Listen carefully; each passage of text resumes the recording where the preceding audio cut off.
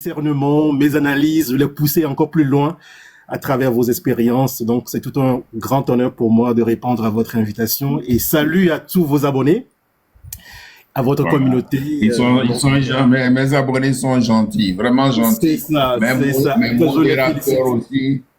C'est ça. Alors, salut aux modérateurs, salut tout le monde. Merci pour votre engagement dans cette communauté. Je vous encourage. Moi aussi, je joins ma voix à la voix de l'aîné, pour vous encourager de partager largement donc le lien vers le live de ce soir. Merci, docteur Cyril. Donc, c'est docteur Cyril, je l'avais invité, donc aujourd'hui, il revient encore pour appuyer et pour apporter certains éclaircissements. Et, par exemple, la délégitimation, il va nous donner qu'est-ce que la délégitimation. Et alors, voilà. Bien, et docteur, cela fait exactement un mois que je vous ai reçu dans mon live et nous avions parlé du crime médical commis sur le jeune artiste Amron et de ce que cela révèle dans un processus de révolution. Donc, les rétroactions positives, si vous en avez reçu, ou alors votre appréciation personnelle. Mais tout d'abord, merci. C'est un combat que je porte, que j'incarne depuis quelques mois déjà, depuis le début avec l'arrestation arbitraire d'Amron, son traitement forcé, son confinement, si vous voulez, dans l'hôpital psychiatrique de Zébé, mais bien avant ça, toutes les tortures dont il a été victime. J'ai très vite compris qu'on était dans une situation de crime médical. Et donc, je défends cela et je le défends sur le plan scientifique également. Je porte ce combat sur le plan international pour démontrer que dans notre pays, il y a ce type de crime-là qui est commis, parce que j'ai pris le temps, dans mon dernier live avec vous, de définir ce que c'est. De dire que lorsque on fabrique un diagnostic qu'on impose à quelqu'un et qu'on soumet cette personne-là, cet individu-là, à un traitement forcé, sans aucun consentement, donc de sa part, sans aucun consentement venant de la part de sa famille, déjà, c'est deux modalités, deux indicateurs, deux symptômes très graves qui montrent que on est dans une situation de crime. Et je dois souligner tout de suite que peut-être Amron n'a pas été uniquement le premier cas au Togo, parce que moi, je considère qu'il y a beaucoup de détenus politiques qui sont aussi victimes de ça. Mais c'est une situation qui n'est pas vraiment bien nommée et bien documentée. Et donc, moi, il était important d'incarner ce combat-là. Et présentement, je suis rentré d'un voyage où j'ai été présenter des communications scientifiques pour montrer justement ce qui se passe au Togo, donc avec la complicité des universitaires, la complicité des médecins qui sont des universitaires et des intellectuels. Donc voilà, pour que la communauté internationale, tout au moins sur le plan scientifique, prenne des décisions allant dans ce sens-là, parce qu'on connaît déjà des précédents dans l'histoire et on sait comment ça s'est terminé. Donc il faut que la communauté scientifique ouvre les yeux sur tous les comportements de malhonnêteté intellectuelle, de manque d'intégrité sur le plan intellectuel au Togo, comment notre système universitaire est pourri. Il faut qu'on regarde justement donc de près cette situation-là. Et donc voilà, c'est l'un des combats justement que je porte depuis le début. Et ça a été un grand honneur d'avoir présenté quelques éléments donc de ce combat-là dans votre dernier live. Voilà. Donc voilà, ça c'est le combat que j'essaie à ma manière donc d'incarner.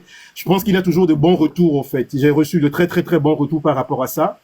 Si vous permettez, l'une des questions qui revient tout le temps, c'est qu'on me demande, mais est-ce que la façon d'incarner ce combat ne conduirait pas à discréditer le système sanitaire togolais, par exemple? Oui. Donc je le défends très rigoureusement en disant que non, plutôt moi je me suis inscrit dans la posture où il faut que l'ordre national des médecins, par exemple, agisse vite pour que cette affaire ne vienne pas au fait saper la confiance du peuple togolais dans son système sanitaire. Donc c'est un cas grave. Donc c'est dans cette posture-là que je m'inscris et donc du coup jusqu'à présent, Voilà, ce combat que je porte, les arguments que je mets en avant sont convaincants et encore dans les semaines à venir, il y aura encore d'autres actions que je vais encore mener dans ce sens-là. Est-ce à dire que vous avez porté le cas de Amron sur le plan international?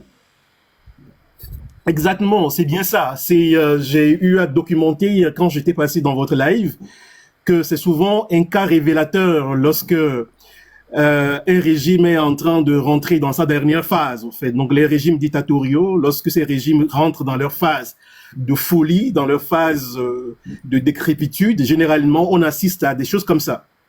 Et donc, pour moi, déjà, sur le plan des sciences criminologiques, sur le plan de la psychiatrie et de l'histoire, c'est déjà un signe qui montre que ce régime, au fait, est à l'essoufflement et à bout de souffle. Donc déjà, c'est un combat, effectivement, comme je l'ai dit, que je porte sur le plan international parce que dans ces régimes-là, on sait comment ça a été documenté et comment ça a été sanctionné.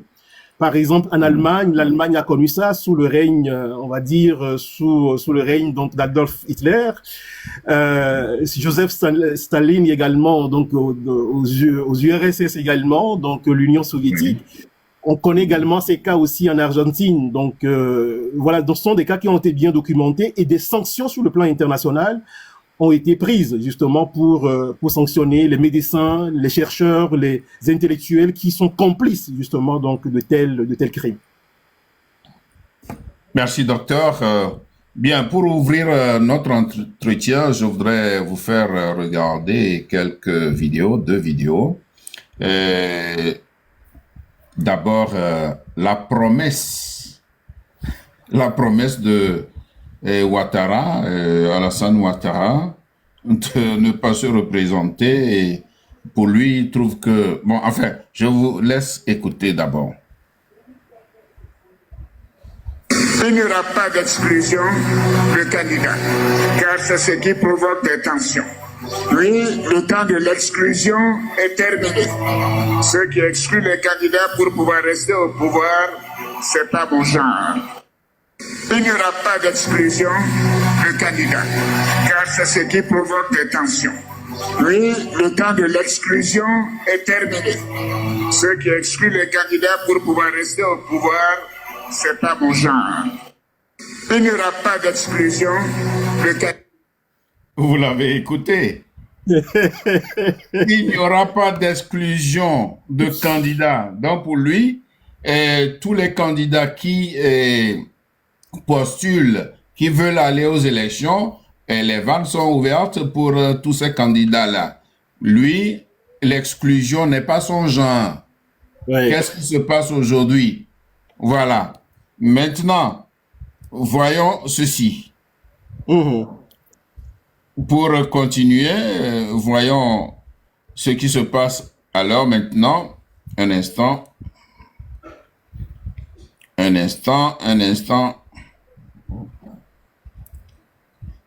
Oh, ces gens-là, vraiment, c'est pas possible, quoi.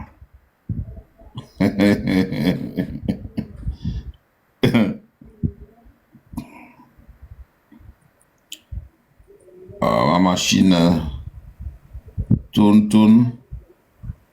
Ayez patience, chers amis. Pendant ce temps, toujours de partager le live. Ouais.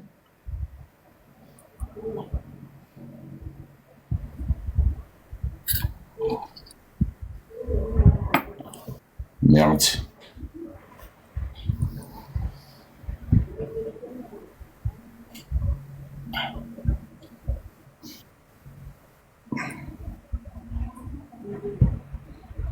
Ok. Donc, dans quelques instants.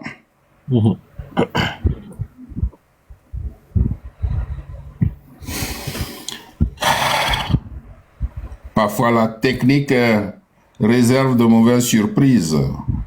Bon.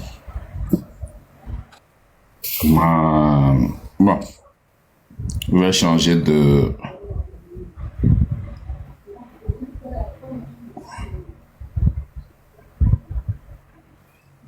Bon. Voilà.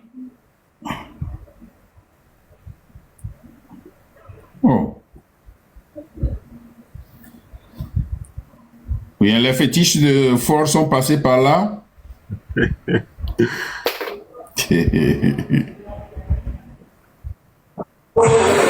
Voilà.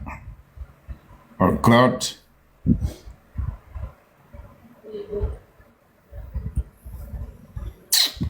En tout cas, Fort ne pourra rien contre nous, hein. C'est lui qui a peur de nous. Donc depuis longtemps déjà, il a cessé d'être fort. Il est maintenant faible. Donc Faible. Mais dis donc, qu'est-ce qui ne va pas?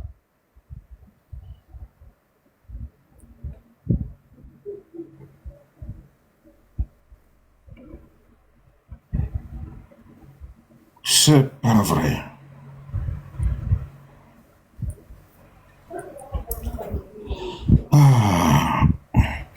Excusez-moi, hein, excusez-moi.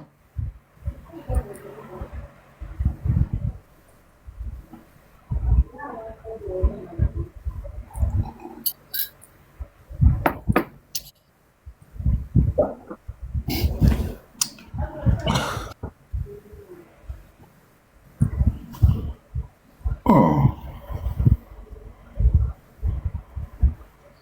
Bon, pourquoi ça tourne, ça tourne, ça tourne?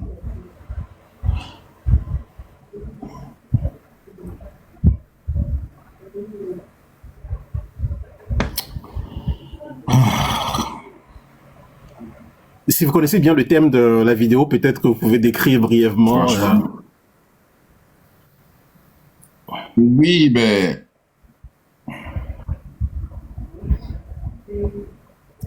je connais le terme.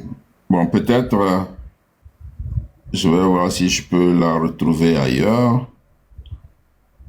Sinon, je n'ai jamais eu un tel problème.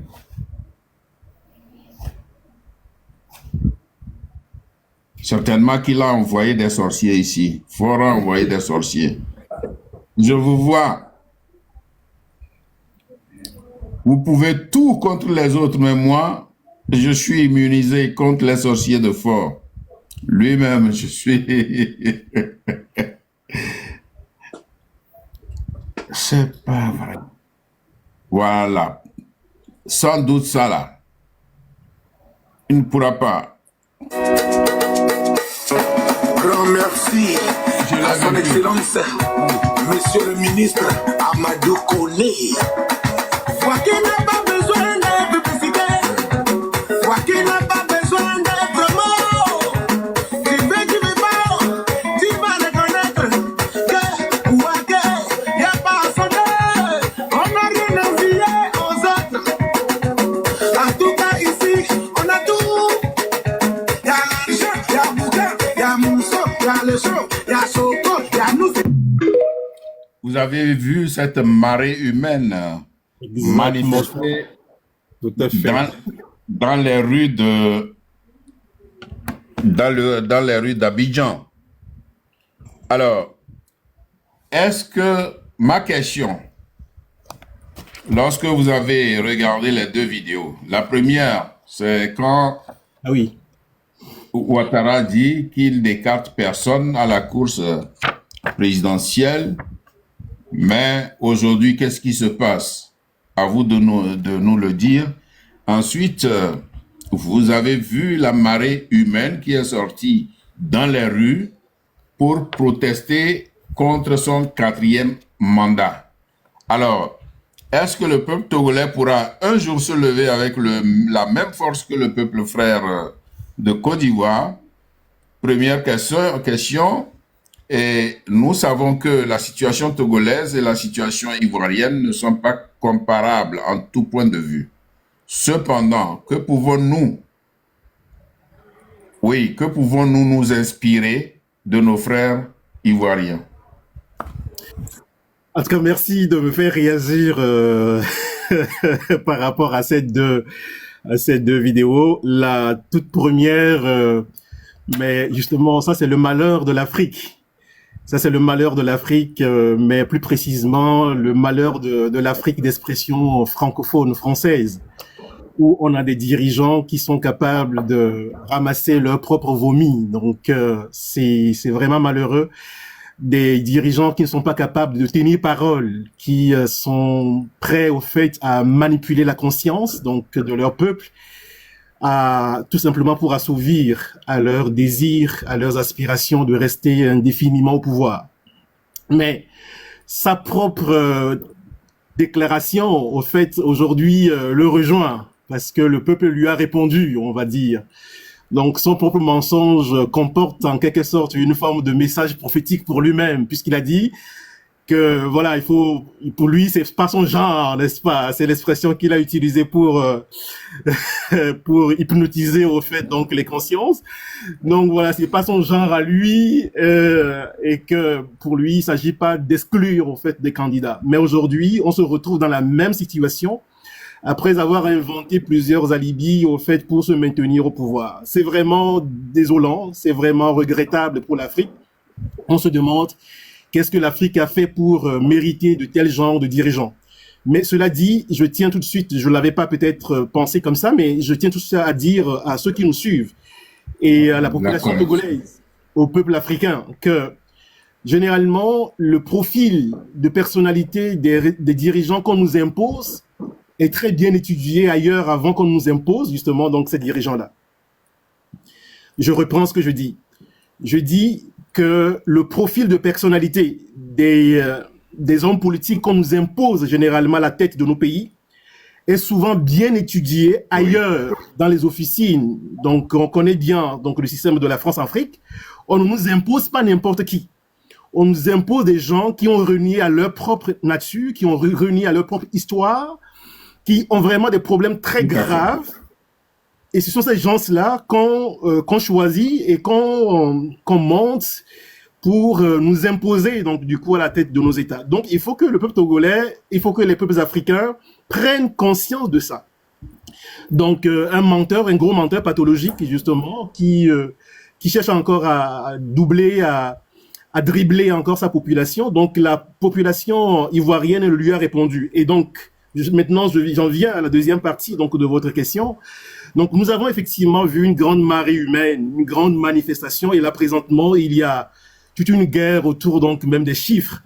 Donc, d'autres pensent que voilà, ils étaient 1 million, 2 millions. En tout cas, le minimum retenu actuellement, c'est 500 000 Ivoiriens qui sont sortis de façon compacte, de façon massive, justement pour protester contre ce quatrième mandat. Et donc, cette marée humaine, cette marche de protestation nous enseigne, c'est justement la capacité d'organisation, la capacité d'organisation, et puis aussi de mettre en avant on va dire l'intérêt national du pays. Et c'est ça quelque part qui manque au peuple togolais. Mais au-delà de tout, je pense qu'il faut remettre aussi ça dans certains contextes. On n'a pas le même contexte démographique déjà.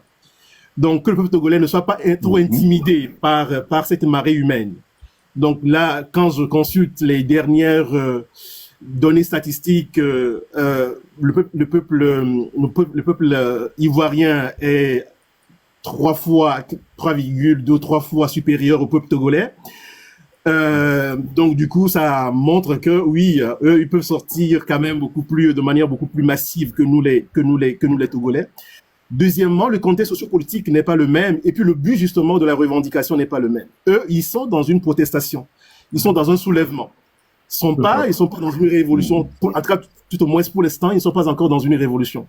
Donc, exactement, nous on est dans une révolution, et une révolution, il y a des phases. Il y a des moments où on peut sortir nombreux, il y a des moments où on sortira moins nombreux, donc il faut prendre en considération tout ça. Mais au-delà de tout, la Côte d'Ivoire est dans un processus de démocratisation plus avancé que le Togo.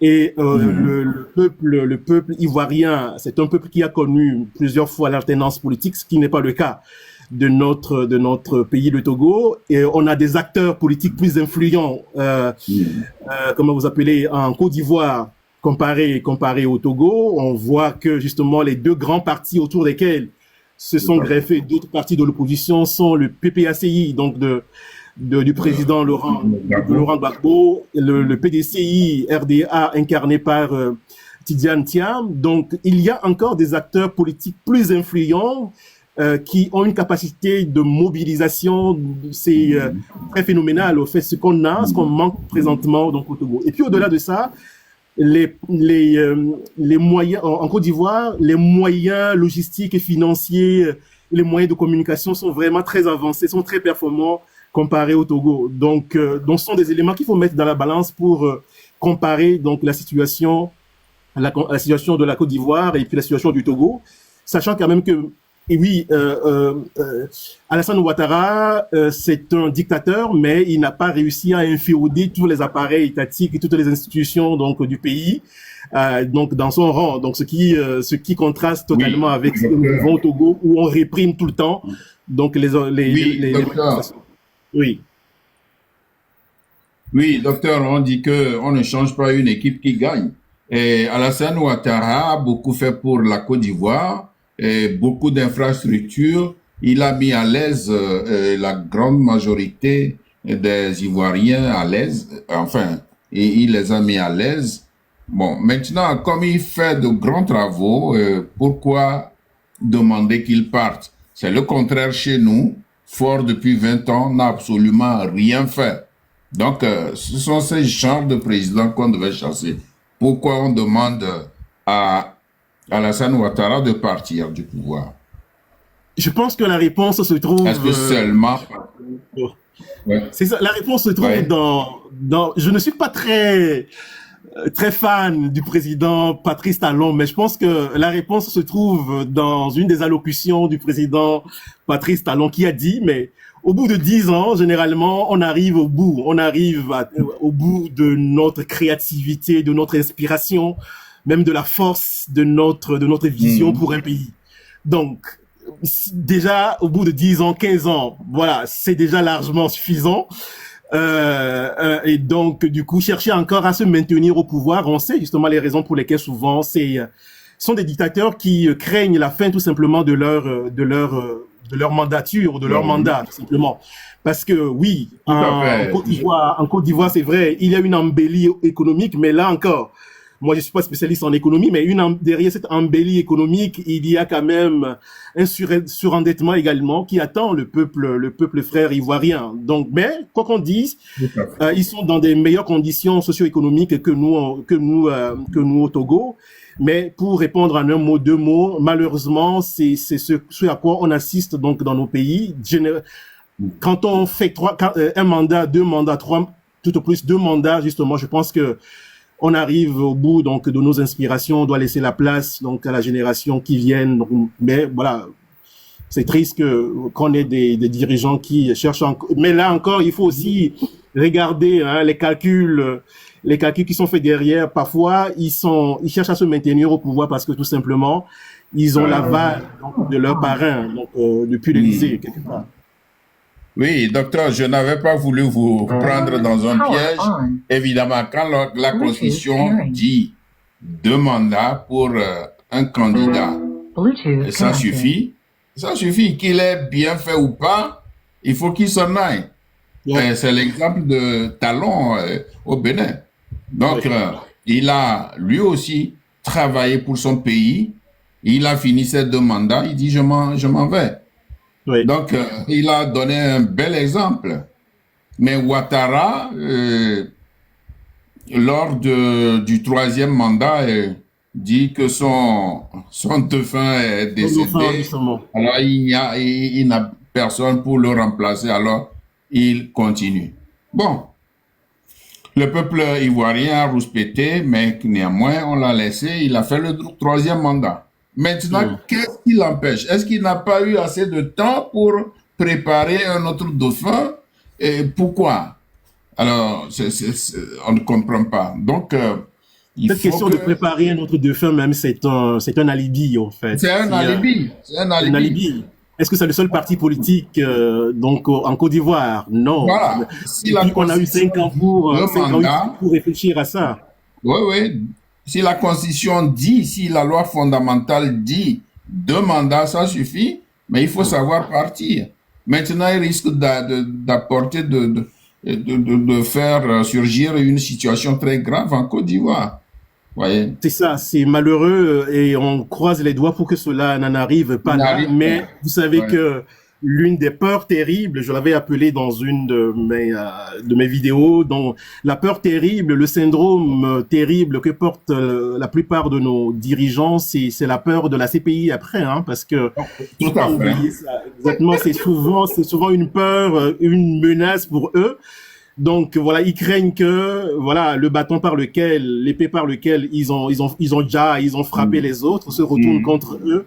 Ouais, donc ils cherchent vraiment des subterfuges, des moyens pour éviter ça. Justement, c'est le cas du Togo. Ils ont tellement fait du mal au pays, ils ont déjà les concitoyens, les malversations politiques, et les malversations financières, la corruption à haute dose, etc., etc. Donc, ils se sont plongés dans l'abîme et ils ne voudraient pas quitter le pays. Voilà. Et si vous le permettez justement, c'est pour ça que, une fois encore, je reviens un peu à ce que nous essayons de faire, nous, dans notre communauté, dans notre plateforme sur TikTok, par exemple. Il y a eu des vidéos que j'avais préparées dans ce sens pour, bon voilà, mais quand même c'est évidemment abus éducatif, pour assurer quelque part que voilà, le peuple togolais peut décider dans sa volonté souveraine de ne pas traduire le régime avec, en tout cas le chef de l'État. Il faut dire les choses par leur nom. Celui que nous appelons aujourd'hui le président du Conseil, on ne va pas le traduire devant la CPI. Tout au moins, c'est une garantie, par exemple, pour que voilà, il puisse céder, si possible, voilà, aux revendications du peuple et puis poser tout calmement sa démission. Donc, je pense que le peuple togolais est un peuple civilisé, est un peuple mature qui, le moment venu, pourra chercher à ne pas traduire justement le président du Conseil devant la Cour pénale internationale si volontairement il se retire, il abdique. Mais je ne pense pas que ce monsieur-là pourra faire ça. Donc c'est des éléments quand même abus éducatifs que nous essayons donc de diffuser un petit peu. Ça fait mal après tout ce qu'ils ont fait au peuple. Et ils ont déjà beaucoup de concitoyens et maintenant il doit répondre de ses actes devant les tribunaux. Ah oui, mais s'il persiste dans la fuite en avant pour continuer à réprimer sauvagement donc le peuple togolais, déjà le bilan de ceux qui ont été déjà au fait dans le passé, on sait dans quelles conditions il est venu au pouvoir, mais s'il continue au fait à alourdir son propre bilan, mais tant mieux, tant pis pour lui, c'est comme là il risque de ne pas se soustraire justement donc à cette voie, mais qu'il se ressaisisse rapidement, qu'il s'agisse, s'il lui reste encore une part de sagesse pour que le peuple togolais puisse lui... Il n'en a pas. Il n'en a pas, désolé d'ailleurs. Bien, merci et on avance. Depuis notre dernier échange, quelle lecture faites-vous de l'évolution de la lutte togolaise? Sommes-nous encore, selon vous, dans une dynamique de révolution populaire? Oui, c'est ça, c'est vrai. On est toujours dans une dynamique de révolution populaire et ça, je tiens à ce que ceux qui nous suivent et même aux analystes, aux commentateurs politiques de prendre cela en considération. Je vais avoir l'occasion de revenir sur ça tout à l'heure. Alors, à partir du moment où le but poursuivi par le peuple, c'est l'effondrement du régime, c'est de faire tomber ce régime. Et ça, je le précise, le peuple togolais ne cherche pas uniquement à faire tomber le président du Conseil, c'est tout le régime en fait, parce que c'est ce régime-là qui a fait du mal, du tort en fait, donc à toute la population togolaise. À partir du moment où le but est clair, à partir du moment où nous cherchons à ce que les fondements de l'État, de droit de notre pays soient reposés, là nous sommes clairement dans une révolution populaire. C'est pas une contestation, c'est pas juste un soulèvement, il faut que ça soit vraiment clair. Alors, ce qu'il faut dire, c'est que une révolution populaire n'est jamais un tracé de courbe linéaire. C'est pas quelque chose comme ça qu'on trace comme ça et puis non.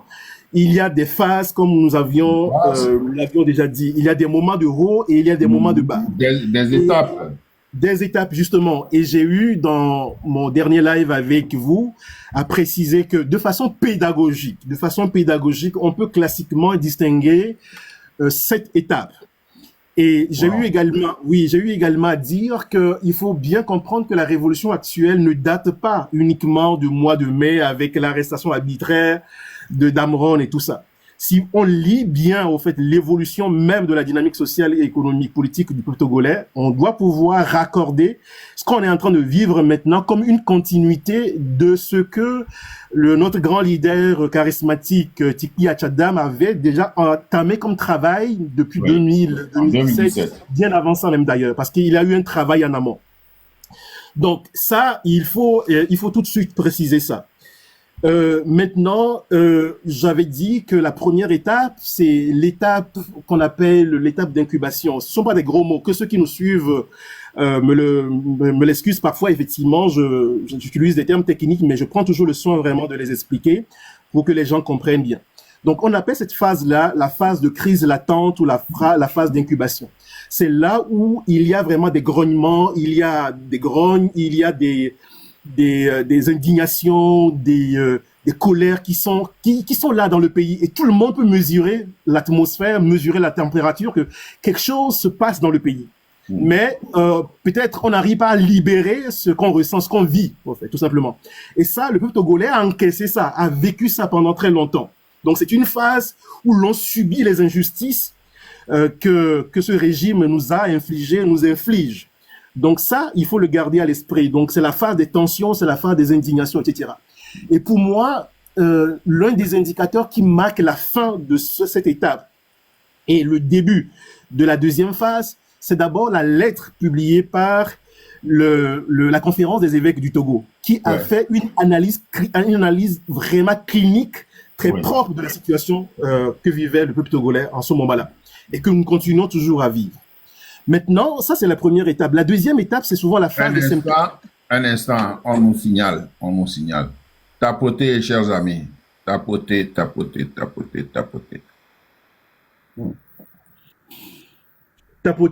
s'il vous plaît, et donc partagez le lien. Continuez toujours à partager le lien. Partagez. Live, s'il vous plaît. Et si c'est possible, cocher sur le cœur en haut, à côté de ma photo, là où je suis en rouge, appuyez sur le cœur pour signifier que le live est intéressant.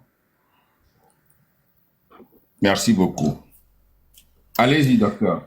Oui, c'est ça. Merci à nos abonnés et à nos internautes. Donc, dans cette deuxième phase, qui est souvent la phase où ce qui est vécu de façon passive, maintenant est porté au dehors, c'est là où on assiste aux premières protestations. Et ce à quoi on a assisté fin mai, début juin, en tout cas tout au long du mois de juin, jusqu'à présentement, montre qu'on est dans une deuxième phase. Et dans cette phase-là, donc du coup, il y a plusieurs choses qui peuvent se passer, et c'est là où j'ai été amené au fait à vous faire le lien entre l'arrestation d'Amron et par exemple l'immolation du jeune tunisien Bouazizi par exemple, donc justement, donc une fois encore en Tunisie, qui montre souvent au fait qu'il y a un détonateur, un déclencheur justement donc de cette phase là. Et donc si on observe bien les choses, on est présentement dans cette phase là. Cette phase là est en train de mûrir progressivement, et on va tout doucement au fait vers la troisième étape, qui est la phase des crises. Oui. Dans la phase des crises, c'est là carrément où il y a un blocage partout dans le pays, l'économie ne fonctionne même plus. C'est là où généralement on observe des manifestations massives, en fait. Donc que le peuple togolais patiente encore un tout petit peu. Il y aura des manifestations massives. Donc ce qu'on a déjà vu le 6 juin, après le 26, 27, 28 juin, ça c'est une introduction en quelque sorte. Donc, je rappelle qu'une fois encore, pendant, par exemple, la révolution tunisienne, il avait des sorties, il avait des manifestations, il avait juste à peine 1000 personnes, 500 personnes, mais il y en avait 200 000, 300 000 personnes. Donc, ça dépend des phases. Donc, quand on va rentrer dans la phase des crises, c'est là où le régime va commencer à être étouffé vraiment jusqu'au cou. Là, il aura évidemment, parce que tout le monde se rendra compte qu'on est face au mur et qu'on ne peut plus rien. On ne peut rien. On ne peut plus reculer, on ne peut plus reculer. On doit foncer, tout simplement. Et c'est là où on aura des manifestations massives. Et je rappelle ici que le peuple togolais a déjà été capable des manifestations massives comme nous l'avons vu faire le peuple ivoirien donc le 9 août dernier. Le peuple togolais a été capable de ça en 1991, 90-91, et d'ailleurs, c'est ça même qui a conduit au fait à la tenue de la conférence nationale. Donc, le peuple togolais a déjà été capable de ça. Il a été capable de ça en 2005, mais on sait comment ça s'est terminé au fait en 2005, avec justement une répression barbare, sauvage, donc de ce régime-là. Il a été capable de ça également en 2017. Donc, penser que le peuple togolais est vraiment dans la peur, le peuple togolais n'est pas mature, il ne pourra rien, il ne pourra pas vraiment se lever comme un seul homme, comme on l'a vu justement donc en Côte d'Ivoire, c'est une erreur d'appréciation. Oui, le peuple togolais présentement est dans une phase de doute, d'ambivalence, est-ce que je me lance ou est-ce que je ne me lance pas? J'aurai peut-être l'occasion de revenir là-dessus, mais on a été capable de ça et on ne sera encore capable de ça. Donc du coup, présentement, on est en train d'aller progressivement vers la troisième phase, qui est la phase de crise. Et généralement, lorsque le fruit est vraiment mûr à la troisième phase, on passe généralement à la quatrième phase, qui est la phase du basculement. Voilà. Donc, c'est là où on passe à la confrontation directe, au fait, avec le régime, qui va se terminer soit par la remise de démission, ou soit carrément par un coup d'État. Wow, merci, docteur. Vos analyses sont vraiment pertinentes. Le peuple togolais semble aujourd'hui utiliser une stratégie de délégitimation morale. Pouvez-vous expliquer en quoi consiste exactement cette stratégie? Alors, merci. Je pense que nos internautes continuent toujours à partager le lien vers le live. C'est vrai quand même que c'est quand j'interviens, comme d'autres personnes également. J'ai suivi par exemple tout récemment notre aîné Ruffin également qui est intervenu. On a besoin par moment justement donc qu'on élève un tout petit peu le niveau d'analyse. Et quand je suis justement donc ces aînés qui interviennent, c'est vraiment important parce que faut pas juste rester dans la sensibilisation. Juste, oui, il faut des fois élever donc le niveau. Donc voilà. Et donc pour répondre maintenant à la question de la délégitimation morale, alors je vais tout simplement dire ceci d'abord pour mettre en contexte nos internautes et puis nos abonnés. Je voudrais préciser là que bon, vous voyez, actuellement nous sommes à 229 qui nous suivent. Bien, les gens aiment souvent aller là où il y a des insultes, là où il y a des querelles, on insulte.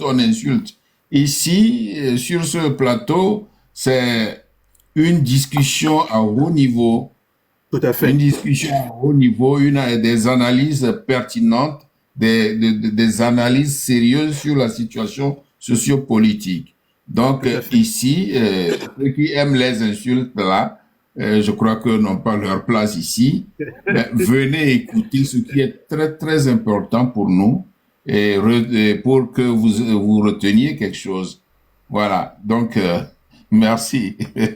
Oui, merci. Allez-y. C'est bien justement donc de souligner ça. Et d'ailleurs, c'est l'une des raisons pour lesquelles je me sens très à l'aise quand je viens dans vos lives. Je dois rappeler aussi, par exemple, que le professeur Issifou aussi fait un travail formidable dans ce sens. Il y a des communautés sur TikTok justement qui font un travail sérieux dans ce sens-là. Donc, il faut qu'on soit en mesure, le peuple togolais soit en mesure vraiment de mélanger à la fois, en tout cas, tout ce qui est bérétisation et puis tout ce qui est vraiment sérieux parce que on a besoin vraiment, en tout cas, de lever le niveau. Et moi, je dois tout de suite dire que des fois, quand je me promène dans certaines communautés camerounaises, ivoiriennes sur TikTok, le niveau de réflexion, le niveau de débat est élevé. Et je tiens à dire ici, il faut que le peuple togolais, qui est un des peuples les plus intelligents de la sous-région, de l'Afrique, se ressaisisse rapidement, se ressaisisse. On nous a insulté, un monsieur nous a insulté que nous ne sommes pas intelligents. Nous devons pouvoir démontrer à ce monsieur que nous sommes un peuple intelligent. Je suis sincèrement désolé de voir à quel point sur les 10 dernières années, on a tellement régressé. Dès qu'on commence à parler un tout petit, ah, toi tu parles le gros français, toi tu fais ceci, tu fais ça, et le peuple togolais, en tout cas la jeunesse d'aujourd'hui, en tout cas devient paresseux dans ce sens-là. Non, il faut qu'on corrige vraiment ça. Le monde qui vient demain, le Togo de demain, sera bâti par des gens sérieux, pas par des gens, des paresseux intellectuels. Ça, il faut que les gens l'intègrent tout de suite. J'aurai peut-être l'occasion, en tout cas, de faire un coup de gueule encore dans ce sens. Maintenant, pour revenir justement donc à votre question, cher Aîné. Un pouvoir, la légitimité d'un pouvoir repose sur plusieurs piliers, en fait. L'un des piliers, par exemple, c'est le pilier politique, c'est le pilier juridique. Tout ce qui est favoriser le pluralisme politique, il faut que des acteurs justement aient la possibilité d'exprimer leur point de vue dans un pays. Il faut qu'il y ait des élections transparentes, etc., etc. Il faut le respect des institutions et surtout le respect de la loi fondamentale qui est la Constitution qui fonde le contrat social avec le peuple. Ça, c'est tout ça qui donne au fait la légitimité politique et juridique au fait à un pouvoir. Le deuxième levier, c'est le levier de performance économique et sociale. La capacité pour le régime, par exemple, à gouverner pour obtenir des résultats concrets, pour améliorer les conditions de vie des populations, pour qu'il y ait de la sécurité, par exemple, pour qu'il y ait un développement économique, une justice sociale, par exemple, qu'il y ait vraiment des services publics et performants. Tout ça, justement, rentre au fait dans la légitimité de performance économique et sociale. Mais quand on regarde tout ça, les deux piliers dont je viens de parler, mais le régime, au fait, coche 0, 0, 0 sur tous les critères, au fait. C'est ça. Il faut vraiment noter ce régime-là comme s'il était, au fait, d'ailleurs, c'est comme une classe d'élèves, mais personne n'obtiendra la moyenne pour aller en classe supérieure dans ce régime. Voyez-vous? Donc, le régime, au fait, a échoué justement sur toute cette légitimité-là. Maintenant, il reste un troisième pilier de légitimité, qui est la légitimité morale et éthique. C'est là où, dans un pays, il y a un contrat entre les dirigeants et le peuple fondé sur le partage des valeurs. Tout à fait. Le partage des us et coutumes, le partage, comme je le disais tout à l'heure, le partage des valeurs, de l'intégrité, de la vérité, du respect des droits humains, etc., etc., etc. Ça, c'est ça que le peuple togolais est en train d'attaquer depuis 2 semaines, au moins 2 semaines maintenant, en fait. C'est ça qu'on appelle la délégitimation morale. Alors, c'est comme si, au fait, si vous voulez, le régime est assis sur 3 piliers. La légitimité d'un régime est assis sur 3 piliers. Comme un tabouret qui a 3 pieds, par exemple. Donc, le peuple togolais est venu arracher, au fait, un premier pied. Après, le peuple togolais vient pour arracher un deuxième pied. Et il reste un troisième pied, au fait. Donc, qui est le pied, donc, de la légitimité morale. Donc, c'est à ça que le peuple togolais, depuis le 1er août, avec Adjourovi, peut-être on aura l'occasion, je ne sais pas si vous avez préparé des questions dans ce sens-là, avec... Oui, j'ai des questions pour ça. Ça viendra, Adjourovi. Le fameux ministre des droits de l'homme. Le fameux ministre des droits de l'homme, c'est ça.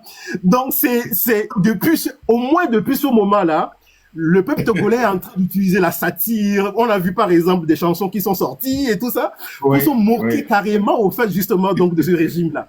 Donc, le peuple togolais est en train d'attaquer présentement. C'est ça, au fait, mon analyse, mon point de vue à moi. D'attaquer, justement, cette légitimité-là pour dire, en fait, que, mais seulement là, mais, on sait que on est dans un pays qui est surendetté. On sait vraiment qu'on est dans un pays où il n'y a pas de la sécurité. Mais encore là, on est en train de voir que nos responsables, font des pratiques vraiment de contre-nature. Mais on est dans quel monde là, en fait, finalement? Donc c'est ça que le peuple est en train d'attaquer. Et dans une famille, lorsque les enfants commencent à s'attaquer à l'autorité morale d'un des deux parents ou des 2 parents, ça veut dire tout simplement que les enfants, à un moment donné, ne veulent plus respecter, ne pourront plus respecter l'autorité, donc tout simplement donc de leurs parents. Donc c'est ça qu'on est en train de vivre, c'est ça la légitimité. Cette scène-là, c'est ça. Merci, merci docteur. Bien, on évolue. Est-ce, selon vous, une stratégie réelle, efficace? Et, par exemple, certains considèrent que les rumeurs d'inceste entre Odilia Nyashimbe, fille de Madame Nyakade et Fort, ne sont qu'une distraction faute de preuves. Est-ce une diversion qui détourne de la lutte ou une méthode révélatrice de quelque chose de plus profond? Ah oui, vous avez raison, cher Aîné. J'ai même suivi, au fait, un de vos lives, où des gens disent non, on n'a pas encore de preuves, l'inconditionnel, tout ça.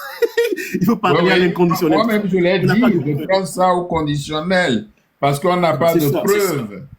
preuves. Voilà, oui, allez-y. Mais Votre analyse. cher René, de vous à moi, dans un régime comme celui-là, on parle de quelles preuves encore, en fait? Qui apportera les preuves? Est-ce que ce sont les concernés eux-mêmes qui apporteront les preuves? C'est ça la question qu'il faut se poser. Non, pas Est-ce du tout. qu'on aura un porte-parole de ce gouvernement-là qui apportera des preuves? Qui apportera des preuves? Je crois que pour le moment, non. C'est quand ce régime tombera que toutes les vérités sortiront. Exactement. Et là encore, c'est que depuis très longtemps, mais ce régime n'a jamais démenti quoi que ce soit Non, non. lorsqu'il est dans la boue et tout ça. Donc, c'est qui apportera les preuves? Non, effectivement, il faut faire une analyse nuancée en se disant que oui, on n'a pas encore des preuves formelles, mais ces preuves-là, on ne les aura jamais. En tout cas, à ce stade-là, on ne les aura jamais. Mais ce qu'il faut également considérer, c'est que si on était dans un état normal, dans un état de droit normal, cette affaire à elle seule suffit pour demander la destitution de ce régime-là. Tout à fait. Tout à Si on était fait. dans un régime qui n'est pas malade, Tout à fait. tout à fait, ça seul. L'Assemblée nationale devait destituer le chef de l'État, ou bien comment vous appelez ça, président du Conseil, ou bien président des cons, je sais pas. Oui, c'est parce que l'affaire qu'on a soulevée, qu'elle soit fondée ou pas, mais il faut d'abord qu'on ait des preuves. L'Assemblée doit demander des preuves. Et si on n'a pas des preuves, mais ça seul peut suffire, en fait, pour déclencher même une révolution. Même une révolution. Et ça, par exemple, ça s'est passé en Philippines. Ça s'est passé en Philippines en 1986, par exemple, Oui, avec le couple présidentiel, et c'est ça, Ferdinand Marcos et de sa femme Imelda, par exemple, où le président Ferdinand Marcos avait des liaisons extra-conjugales, oui. on avait des scènes d'orgie, des scènes de n'importe quoi, des dépravations de mœurs à la présidence. Cela a suffi pour demander justement que ce régime parte. Et en plus de ça, il y a eu un jas d'un activiste ou d'un opposant politique, d'un jas. Les deux faits ont suffi pour demander la destitution donc de ce couple-là, de ce président Ferdinand Marcos, qui a fui pour pour aller en exil. Mais Docteur, ne vous gênez pas. Dans un régime sérieux où il y a la vraie démocratie, les députés, ce serait comment dirais-je, ils auraient engagé enfin, ils se seraient approprié cette histoire-là et ils vont chercher, et quand ils auront les preuves, eux-mêmes vont chercher. Oui, tout à fait. Et quand ils auront des preuves, ils vont destituer le chef de l'État. Même dans ce cas, c'est ça, même dans ce cas, cher René, c'est même les organisations des droits de l'homme, des droits de la femme, parce que cette affaire implique la dignité de la femme. De la femme. Les organisations de la femme, des droits de femmes, peuvent et doivent normalement se saisir d'une telle affaire pour ne serait-ce qu'avoir de la lumière sur ces faits. Là, je vous donnais l'exemple du président Ferdinand Marcos. Même en Italie, on a suivi cette affaire aussi avec Silvio Berlusconi. Oui, c'est ça exactement. Donc, mais vous vous rappelez entre guillemets des orgies, des affaires de Bougambounga là, par exemple, avec des dépravations de mœurs sur des mineurs. Oui, dans ce cas, par exemple, en Italie, ça n'a pas entraîné une révolution, mais ça a demandé, ça a exigé justement donc de la part donc du Parlement de demander une destitution, tout simplement. Donc, voyez, ça c'est des choses très simples, normalement que les gens doivent faire dans notre pays là, en fait. Donc, on est gouverné, en fait, finalement par un régime qui est qui est à contre-courant des valeurs de notre société. Et c'est ça qui est dommage. Ça qui est dommage. Vraiment dommage. Oh, vraiment, Togo. C'est pas possible, quoi. Bien, alors, si l'on prend ce scandale moral au sérieux, au-delà du manque de preuves formelles, que révèle-t-il sur le régime et son mode de fonctionnement. Oui, cher aîné, on est en train de dire qu'on est dans un cas d'inceste là. Et le cas d'inceste est vraiment encadré même par des us et coutumes en fait dans nos pays africains. C'est vrai, on pratique en Afrique, et je pense encore au Togo, cela n'est pas banni totalement dans certaines communautés. On pratique encore ce qu'on appelle le lévira, qui veut dire que lorsque vous perdez un frère dans la famille, qui a laissé sa veuve et ses enfants, un autre frère dans la communauté un autre frère dans la famille peut prendre cette veuve-là et les enfants pour faire quoi? Pour protéger la veuve et les enfants. Pour Tout à fait. protéger. Nous, en milieu Ça, type, là-bas. ça existe. Exactement, c'est ça. C'est ça vraiment le sens profond du lévira. Il ne s'agit pas d'aller mettre du pain dans le, c'est pas quoi, vous comprenez ce que je veux dire? Il ne s'agit pas d'avoir Oui, oui. d'avoir n'importe quelle pratique avec justement cette femme. Sauf si la femme n'a pas eu d'enfant pour son frère. Ah, vraiment, encore la connexion embête là. Oui. Protégez le live, s'il vous plaît. Oui, c'est ça. Quelqu'un l'a dit, c'est que, mais il ne s'agit pas de mettre le pain dans le thé voilà. Donc, c'est seulement dans les cas où la femme n'a pas assuré, au fait, la progéniture au grand frère. C'est seulement dans ce cas que les lois coutumières permettent justement de mettre le pain dans le thé, justement, donc, de la veuve. Mais dans le cas de figure, on n'est pas, justement, dans cette situation-là. Donc, on est réellement dans un cas d'inceste, et c'est grave, qui est une inversion des valeurs et un manque de respect, au fait, de nos coutumes. Mais allons au-delà de ça, et je tiens tout de suite, au fait, à saluer, d'abord. J'ai même fait une vidéo là-dessus, à saluer le peuple togolais qui n'est pas tombé dans l'amalgame, qui n'est pas tombé dans la confusion. Parce que dans cette situation, il y a une victime que nous devons protéger coûte que coûte, qui est Madame Niakade. C'est une dame qui a vécu vraiment de la souffrance dans sa chair. De la souffrance dans sa chair. Et j'ai vraiment pitié pour cette dame-là. Vous imaginez ce que ça signifie comme briser une personne, briser une famille. Mais je suis même certain que au fur et à mesure qu'on va avancer dans la révolution, il y aura encore des cas graves qui vont être révélés. Donc, on est dans une situation où il y a quelqu'un qui n'est pas responsable, qui est irresponsable, qui n'est pas capable de maîtriser ses pulsions, qui n'est pas capable de maîtriser ses désirs sexuels, tout ce que vous voulez, qui brise la vie, justement, des gens. Et quand vous recoupez ce que je suis en train de dire, à ce que j'ai déjà appelé, qu'on est dans un régime de gens formés de psychopathes, sociopathes, de pervers, on comprend tout. On comprend tout de suite, au fait. Parce qu'on est en face des gens qui n'ont pas de sensibilité, qui n'ont pas cette sensibilité humaine qu'on appelle l'empathie, qui ne peut pas sortir, avoir des rapports, vous comprenez, avec des gens, qui, à travers des pratiques d'ordre sexuel, qui visent tout simplement au fait à briser donc la vie des gens. Donc, je tiens une fois encore à féliciter le peuple togolais pour sa lucidité de ne pas avoir mélangé vraiment les choses sur ce point-là. Maintenant, cela nous révèle que finalement, à la tête du pays, on a une structure de pouvoir, de fonctionnement qui est clanique, en fait.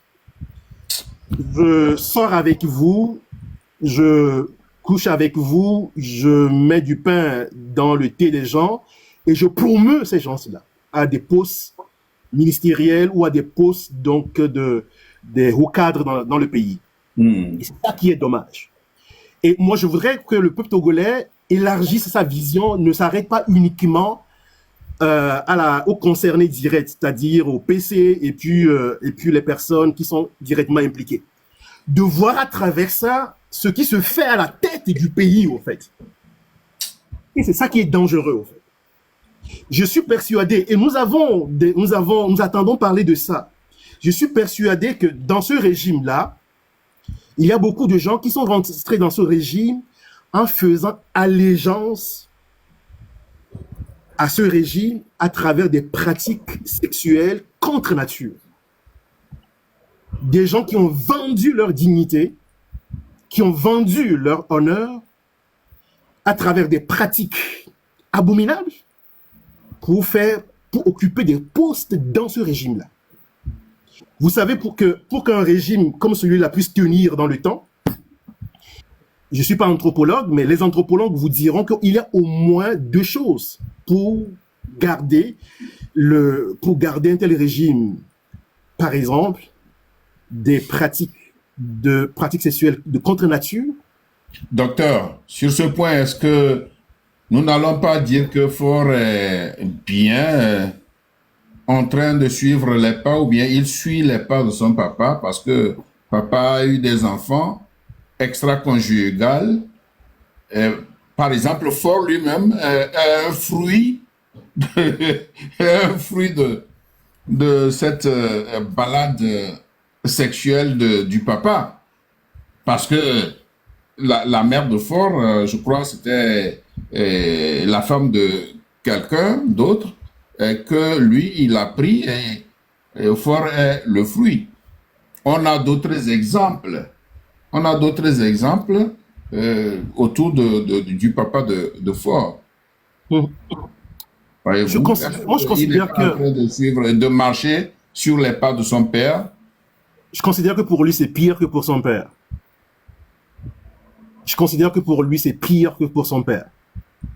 Son père, ce qu'on sait, c'est que il avait quand même des femmes qui étaient avec lui à la maison. Mais pour son fils, je ne sais pas si un jour on a vu qui est réellement la première dame de ce pays-là. C'est vraiment, même ça aussi, ça suffit pour ne jamais élire un président.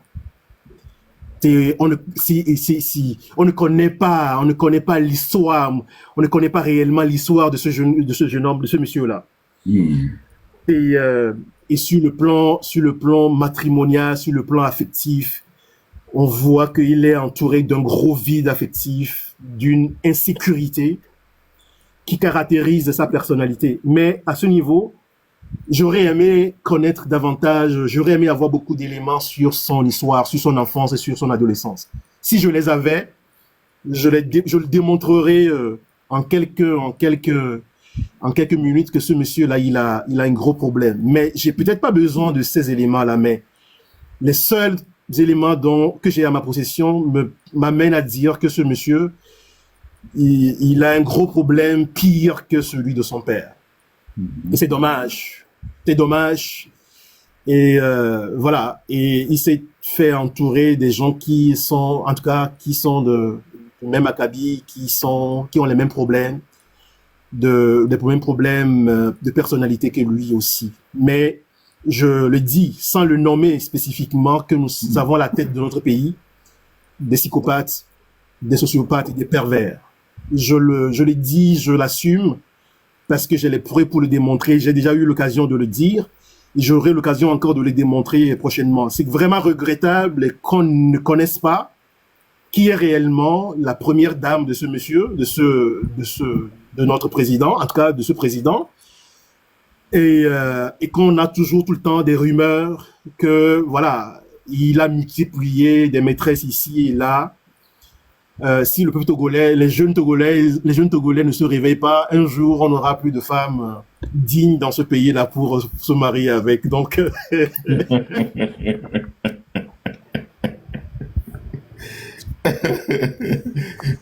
Docteur, donc, dans le registre de la légitimité morale, est-ce que les mensonges d'État constituent, selon vous, une menace directe contre cette légitimité?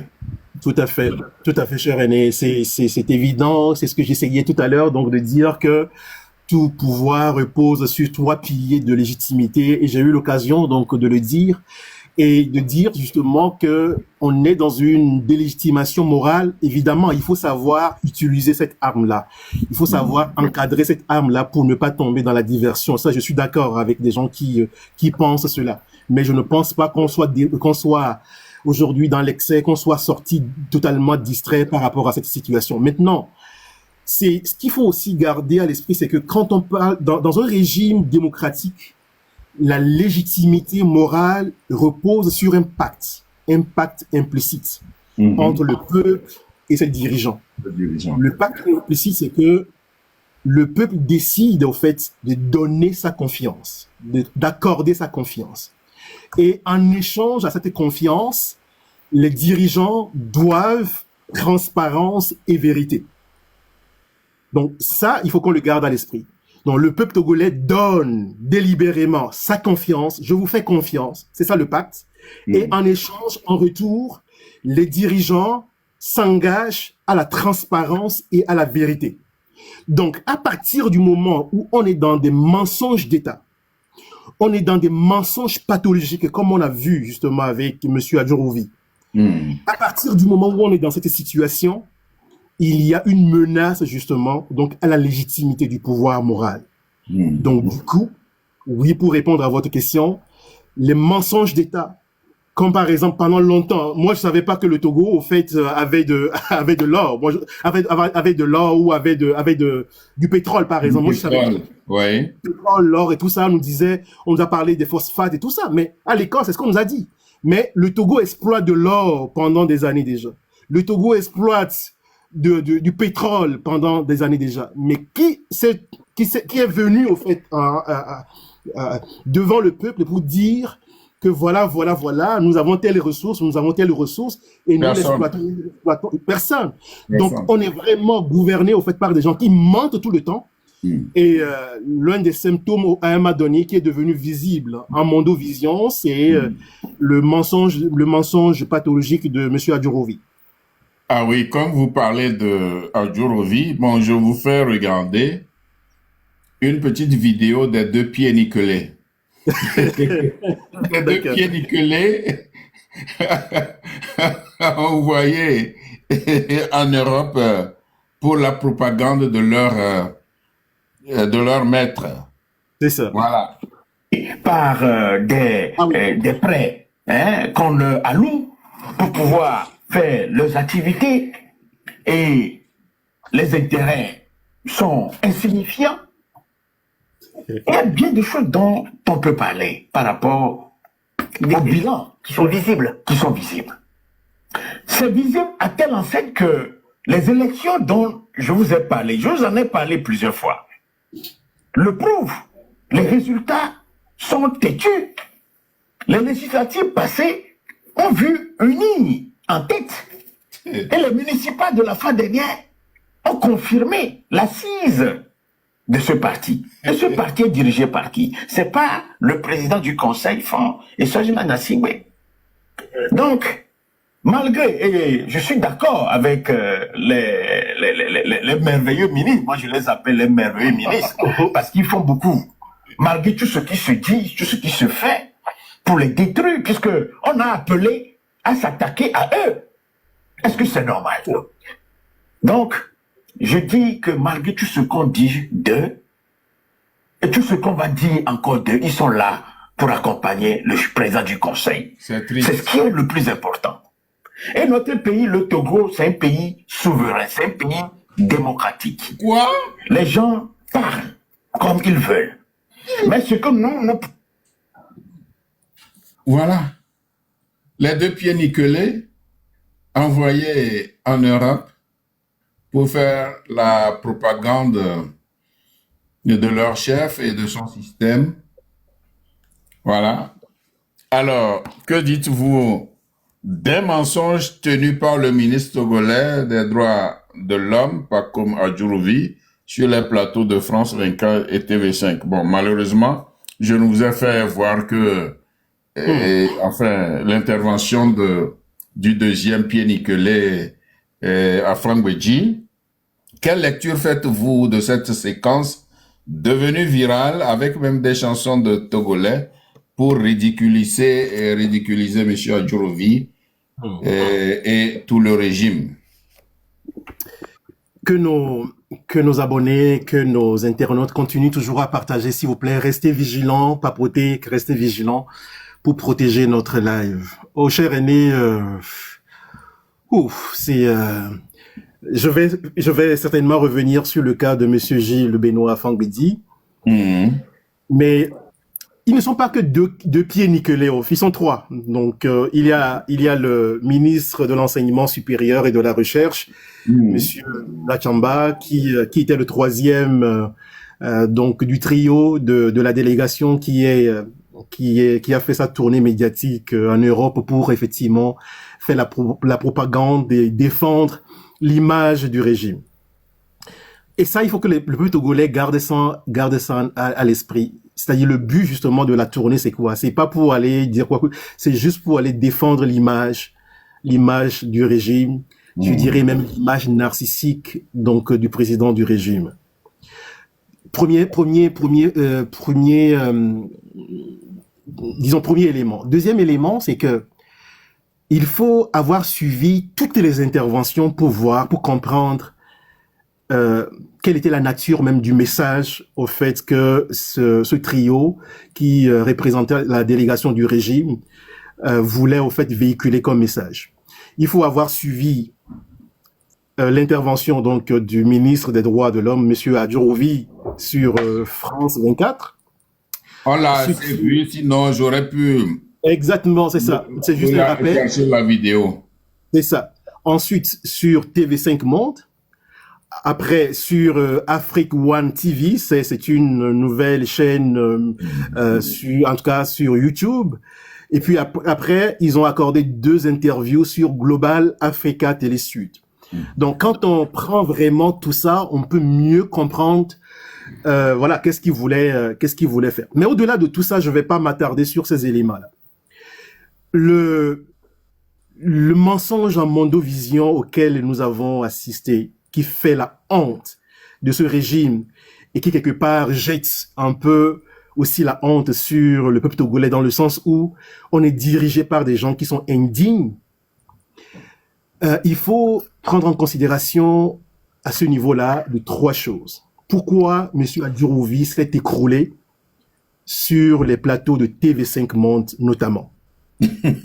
Première chose qu'il faut prendre en considération, c'est d'abord le témoignage d'Amron, qui a été déjà sur une de ces chaînes internationales. Justement. Témoigner justement. Sur France 24. France 24. Oui. Pour témoigner justement donc de la torture dont il a été victime. Première chose. Deuxième chose, qui est vraiment le facteur qui a plus de poids, le facteur prépondérant, c'est la sortie médiatique du maître Raphaël Pandé Adjaré, qui a fait un travail phénoménal, un travail intelligent et un travail stratégique au fait. Ce sont ces arguments-là dont la journaliste s'est alimentée, s'est documentée pour contrecarrer les arguments de M. Adjourovi. Et évidemment, troisième facteur, c'est le fait qu'elle a fait face à une journaliste beaucoup plus affirmée au fait, qui était bien documentée par rapport à la situation. Tout à fait. Face à ça, mais c'est difficile pour lui de tenir son argumentation. Et il n'a jamais réussi, au fait, à développer ses argumentations de bout en bout. Et à un moment donné, on le voit dans son langage non-verbal, dans son langage corporel, qu'il était dépassé, parce que tout de suite, au fait, qu'est-ce qu'il a voulu faire? Il a voulu minimiser les faits. Il a dit tout de suite, je suis là, au fait, parce que les faits tels que ça vous a été rapporté sont des faits qui ont été grossis et exagérés, pour le citer. Donc, en quelque sorte, moi, je viens pour vous dire la vérité. Et cette vérité, justement, donc présentée, n'a jamais réussi, au fait, à tenir face aux preuves que la journaliste lui présentait à chaque fois. Donc, c'est ça, justement, qui a été... Donc, je ne veux pas peut-être trop m'attarder sur Adjourovi lui-même, mais pour saluer d'abord le travail intelligent et stratégique. Donc, j'ai appris qu'il y a une cellule, une commission faite d'avocats, faite des défenseurs de droits de l'homme qui est constituée dans cette situation. Il faut saluer, il faut que le peuple togolais salue justement ce travail-là. C'est ce travail-là qui a payé et qui a fait que un ministre qui s'appelle un ministre des droits de l'homme s'est exposé et a exposé l'image du régime en mondovision, et cela n'est que de bonne guerre pour le peuple togolais, parce que nous, on n'a pas demandé. Nous, on n'a pas demandé, c'est eux-mêmes qui sont partis, au fait, pour justifier. Et pour justifier, la vérité les a rattrapés. Donc, c'est une victoire pour le peuple togolais. Le peuple togolais doit pouvoir considérer que c'est une victoire pour lui dans le cadre de cette révolution. Oui, et maintenant, maintenant c'est... Ouais, c'est ça avec beaucoup. Ouais. Maintenant, pour Gilles Benoît Afang-Bédi que nous avons vu au cher René, non, c'est... J'avoue que j'avais visionné la vidéo là, une nuit, c'était un samedi. J'arrivais pas à dormir, au fait. C'était pas le cas de, comment vous appelez ça, le cas d'Adjorovi qui me faisait tellement mal, mais le cas de Gilles Benoît. J'ai une question à ce propos. Ok, d'accord. Donc, lors de ces interventions médiatiques, Monsieur Gilles Benoît Afang-Bédi a montré un positionnement qui interroge. Un ancien défenseur acharné des droits de l'homme, des droits du peuple togolais opprimé, qui devient aujourd'hui un défenseur du régime qu'il combattait. Cet homme-là, est-ce que vous, docteur Cyril, est-ce que vous le connaissez? Et surtout, que vous inspire ce revirement à 190 degrés, à 180 degrés? 180, c'est ça. 360 même. Je ne le connais pas directement, mais c'est quand même l'un des modèles pour nous, au fait, dans les années 2010. Moi, je quittais le pays définitivement autour de 2014-2015. Mais c'était l'un de nos modèles à nous, en fait. D'abord, moi, je suis très sensible à l'art oratoire, et on sait que ce monsieur, c'est quelqu'un qui avait un bel art oratoire, qui soignait la forme et le fond. C'était vraiment des élites pour nous, en fait. C'était des modèles pour nous. Et au-delà de ça, je le connais comme étant un pratiquant religieux. Et à l'époque, c'était un honneur pour le Togo, pour nous la jeunesse, de savoir que il y avait un défenseur des droits de l'homme, un avocat togolais qui était impliqué dans la défense du président Laurent Gbagbo à la CPI, par exemple. Donc, ce sont des gens, il y en a beaucoup, qui étaient vraiment des modèles pour nous. Et tout d'un coup, d'un jour au lendemain, de voir ce monsieur dans cette position-là, c'est un coup de massue reçu sur ma tête, sur la tête. Ça fait très mal. Mais au-delà de ça, au-delà de ce que je peux ressentir, je me suis formulé 3 questions. Je me suis posé 3 questions. C'est vrai, peut-être que j'ai pas tous les éléments de réponse, mais je me suis demandé, d'abord, si on regarde son intervention tout au long, justement, donc, de cette, sur le plateau d'Africa One TV, c'est seulement vers la fin qu'il a été convaincant. J'ai d'abord vu quelqu'un qui hésitait beaucoup, qui ne maîtrisait pas vraiment ses arguments. J'ai même vu en lui quelqu'un qui était une élite, quelqu'un de très intelligent. J'ai vu en lui quelqu'un qui a rétrogradé, qui a une régression intellectuelle, parce que c'est pas le même homme. Oui, mais c'est difficile de mentir. C'est difficile de mentir, mais vers la fin, je me suis demandé, parce que vers la fin de son intervention à lui, quand on lui a donné la parole, il était devenu plus convaincant quand il fallait justifier le lancement du mandat d'arrêt international contre les blogueurs et contre d'autres acteurs politiques, notre aîné Ama, notre aîné Ferdinand et tout ça. Quand il fallait défendre ça, il était devenu pertinent. Je me suis demandé, est-ce que le régime voulait utiliser sa légitimité, sur ses compétences, sur le plan du droit international, et c'est pour cette raison, justement, qu'il a fait partie, donc, du trio. Ça, c'est l'une des interrogations que je me suis posée.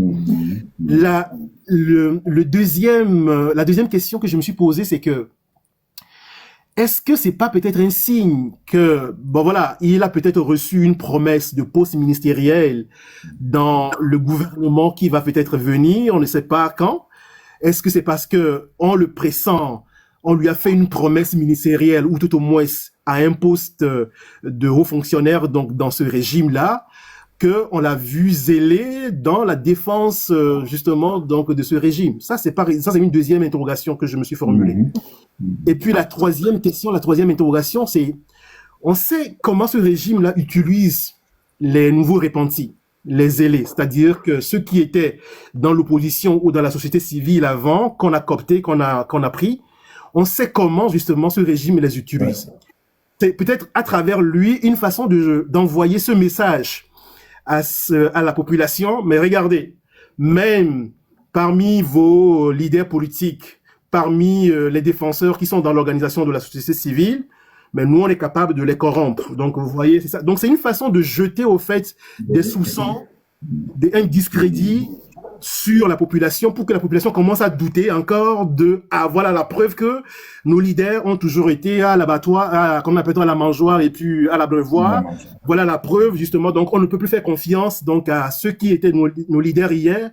Donc, pour faire douter justement la population. Donc, on peut convoquer plusieurs pistes d'explication, de raisonnement pour comprendre pourquoi il a été commis pour être dans ce trio-là, dans cette délégation-là. Mais au-delà de tout, c'est vraiment pathétique pour lui-même. C'est vrai, c'est un coup de massue pour nous, mais nous, le peuple togolais, il a les yeux ouverts maintenant pour faire la part des choses. Mais c'est un déshonneur pour lui, un déshonneur pour tous ceux qui ont trahi la lutte, saboté la lutte jusqu'à aujourd'hui. Et je pense que dans ces derniers jours que nous sommes en train de vivre, il devient le modèle, il devient le symbole des traîtres, des gens qui ont trahi, au fait, la confiance du peuple. Mais je ne pense pas que le peuple togolais les calcule encore aujourd'hui. On ne le calcule pas. Le peuple togolais reste focus, reste concentré sur la révolution. Et demain, je pense que la suite de la révolution donnera raison au peuple togolais et fera jeter la honte sur ceux qui ont saboté, trahi la lutte et les aspirations togolaises jusqu'à aujourd'hui. Ouais. Merci, docteur. Bien, en guise de projection, comment faire avancer la révolution togolaise en capitalisant sur la délégitimation morale du régime? Le peuple togolais le fait très bien déjà. Et je voudrais tirer chapeau au fait au peuple togolais. Il le fait très bien. J'ai eu tout à l'heure à souligner que le peuple est resté vigilant, lucide, pour ne pas faire de l'amalgame entre les choses. Voyez-vous, il faut utiliser la satire comme nous l'avons vu, le peuple togolais qui invente donc des chansons pour se moquer donc de ce régime-là. Il faut, pour capitaliser justement sur la délégitimation morale, il faut quand même encadrer cela. Il faut l'encadrer. Des gens pensent que c'est le régime qui fabrique les actualités pour piéger M66 et tout ça. Bon, peu importe. Même si c'est le régime qui le fait, nous sommes dans un jeu stratégique. Si le régime avance des pions, il faut que nous aussi nous puissions avancer vraiment des pions, utiliser au fait les mêmes pions que le régime pour l'affaiblir. Ça, c'est très important. Donc, moi, je demanderais au fait que le M66 monte, si possible, une cellule de veille médiatique qui s'occupe de ces cas-là.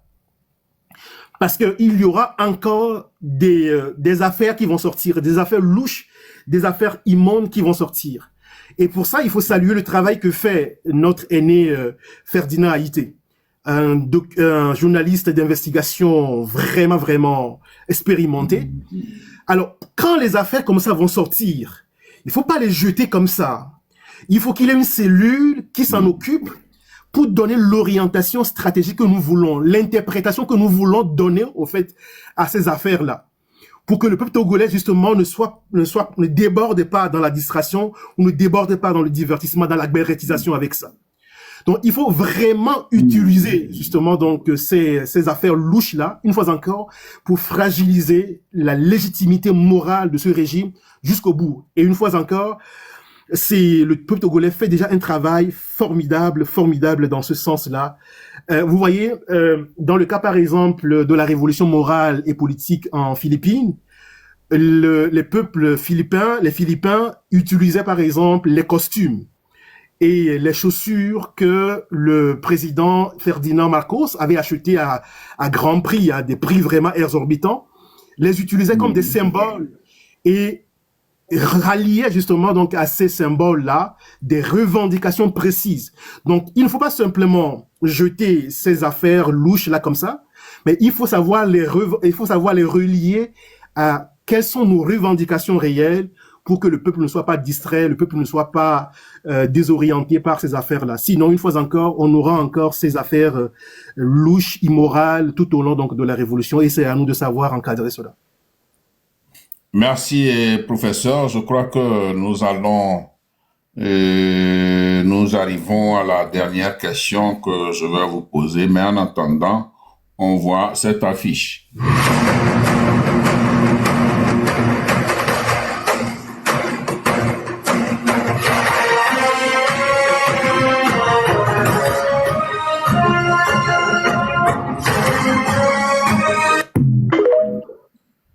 Est-ce que cette affiche vous rappelle quelque chose? Oui, cette affiche me rappelle la grande mobilisation nationale qui s'annonce le 30 août, qui correspond à une date historique pour notre peuple.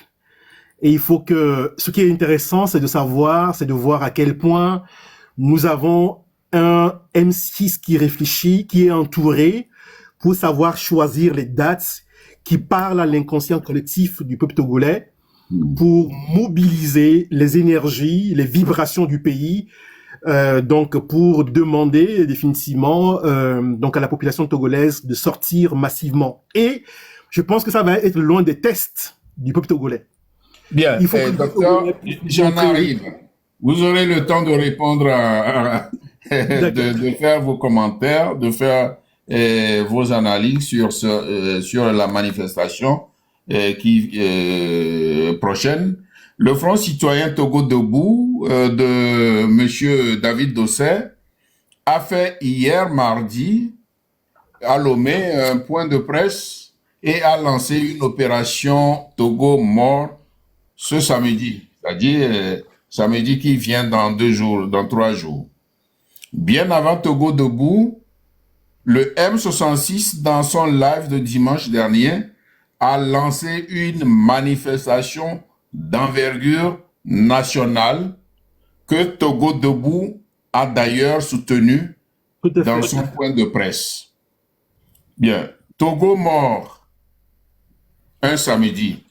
Oui. C'est bon ou contre-productif? C'est d'abord la première réaction que j'ai eue, oui. Et ensuite, je vous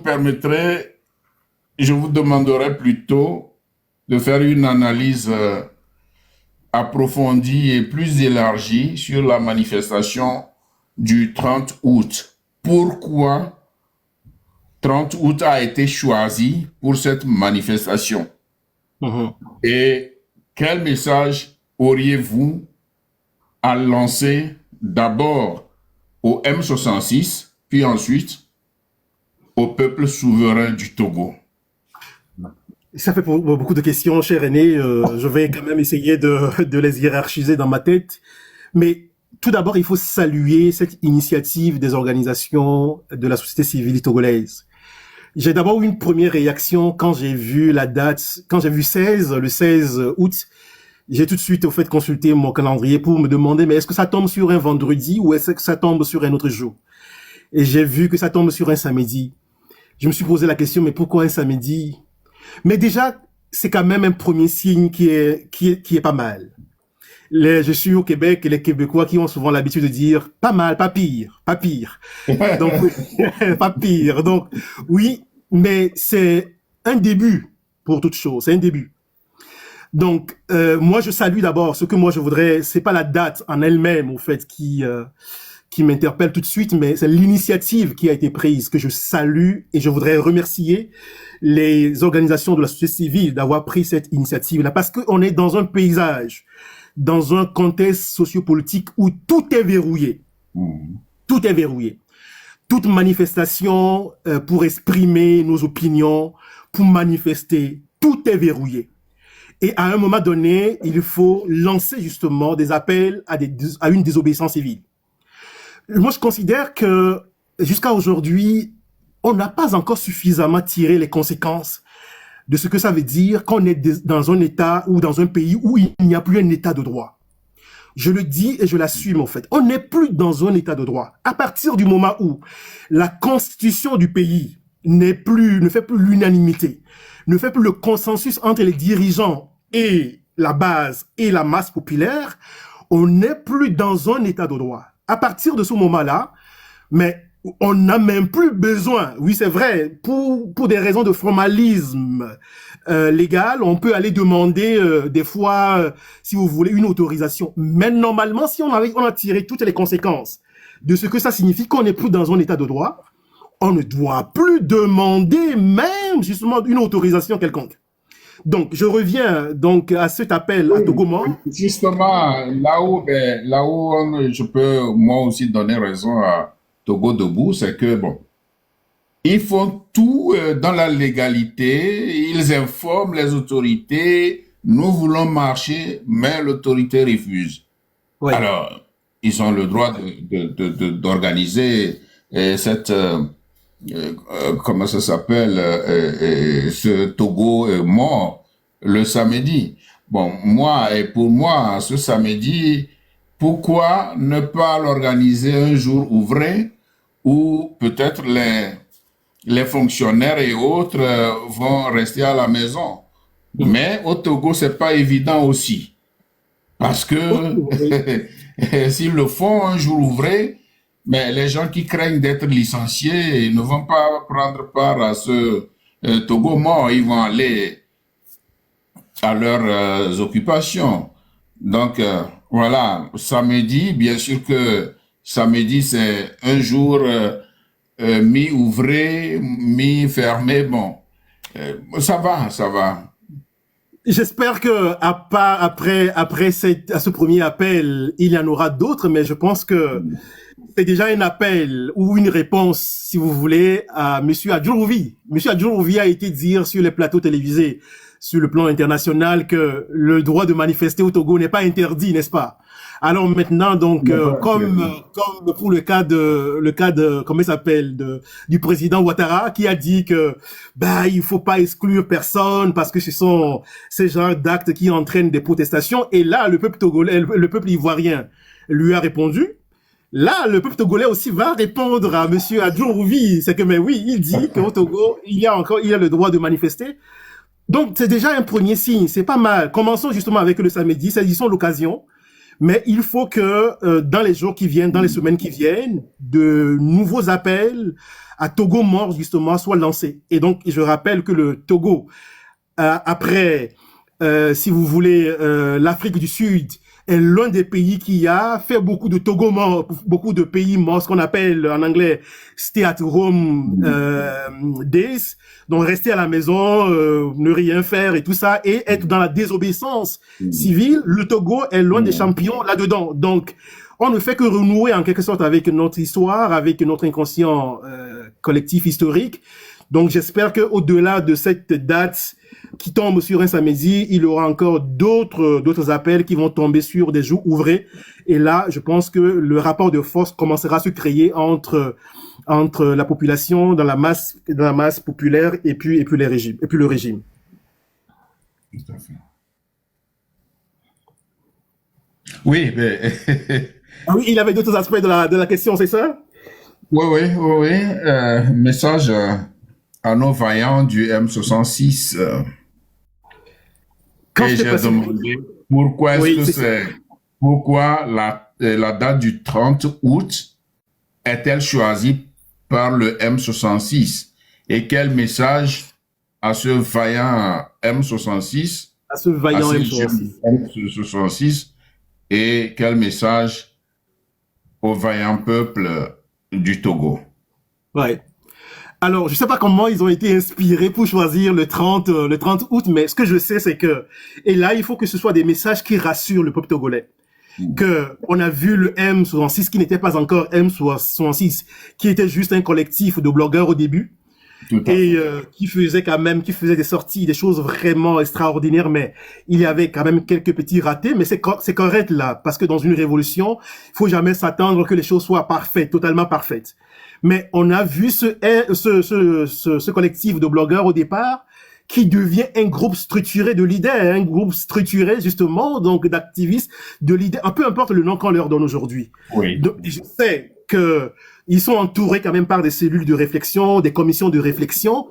Donc, c'est déjà rassurant et il faut que ça rassure le peuple togolais que on n'est plus, entre guillemets, dans n'importe quoi là. C'est-à-dire qu'on se soucie vraiment de la réussite de cette révolution, que M66 met tous les moyens à sa disposition pour que cela puisse réussir. Et qu'il y a des gens, qu'il y a des élites, qu'il y a vraiment des aînés sages, expérimentés, qui les entourent et qui les conseillent. Et maintenant, concernant la date du 30 août, cher aîné, je vous ai dit dès le départ que vous êtes une bibliothèque vivante pour nous. Donc, vous pourriez compléter l'aspect historique. Pardon, vous dites? Oui, c'est ça. Une fois que je dis ça, maintenant, je dis, à part ce travail formidable qu'ils sont en train de faire, je sais qu'ils sont entourés quand même par, des collèges de sages et tout ça. Et donc, qui leur ont certainement insufflé, je pense, la date du 30 août. Mais le 30 août, si je me rappelle, moi j'étais encore adolescent à l'époque, ça répond à l'appel historique du Rassemblement national, donc du peuple togolais à l'époque, qui a été travesti, qui a été coopté par le régime RPT pouvoir pour lancer le même jour justement son propre parti politique unique, parti unique à l'époque. Ce que je voudrais qu'on considère ici, c'est ceci. Que ceux qui nous suivent et que le peuple togolais garde à l'esprit quelque chose. Généralement, une révolution dure parce que il y a certaines phases de la révolution qui vont contribuer à restaurer symboliquement certaines dates, certains faits historiques dans l'esprit donc du peuple. Choisir, par exemple, cette date symbolique historique permet de retourner justement une trahison de notre histoire. Parce que c'était un appel d'abord pour l'ensemble du peuple, mais qui a été inversé, exploité, utilisé autrement par un régime calculateur, un régime mesquin. Donc, si la révolution traîne un peu, que le peuple togolais comprenne qu'il y a certaines phases qui sont des phases de guérison, qui sont des phases de libération, que certaines choses qui ont été exploitées, qui ont été trahies dans l'histoire collective ou l'inconscient collectif, vont être restaurées. Et de même, une révolution, c'est une phase où il y a une libération des capacités de résilience, de créativité du peuple. Donc, les dates ne sont pas choisies au hasard.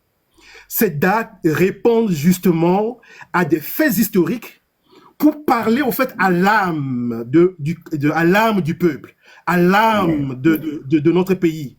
Donc, que le peuple togolais accueille justement ces éléments-là comme un discernement des sages, un discernement du M66 pour répondre justement donc aux désirs et aux aspirations du peuple afin progressivement de guérir, de restaurer des faits qui ont été travestis dans l'histoire. Maintenant, mon message pour le M66, je l'ai déjà dit quand j'étais passé dans votre premier live, je le dis tout le temps dans mes lives à moi, je les salue au fait.